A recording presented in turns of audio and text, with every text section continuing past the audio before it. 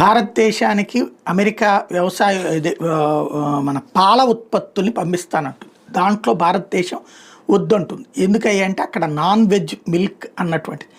ఏంటి non veg milk అంటే అక్కడ మాంసకృత్తులు, చేపలు ఇట్లాంటి ఆహారం ఈ జంతువులకి ఇచ్చి గేదెలకి, ఆవులకి వాటి నుంచి తీసిన పాలు అంటే అవి ఆ కంటెంట్తో ఉంటాయి కాబట్టి అవి వద్దంటుంది.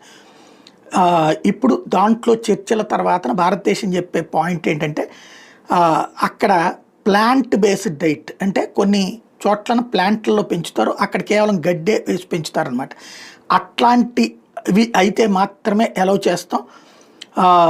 అలా కాకుండా ఏది మీట్ స్క్రాప్స్ అంటే ఈ మనం తిన్న మాంసకృతులకు సంబంధించినటువంటి వాటి, అట్లాగే పౌల్ట్రీ వేస్ట్, ఈ కోళ్ళకి సంబంధించినటువంటి చెత్త, వీటిలో వచ్చిన వాటితో పెంచేటటువంటి వాటి నుంచి తీసే పాలని ఎట్టి పరిస్థితుల్లో తీసుకునే ప్రసక్తి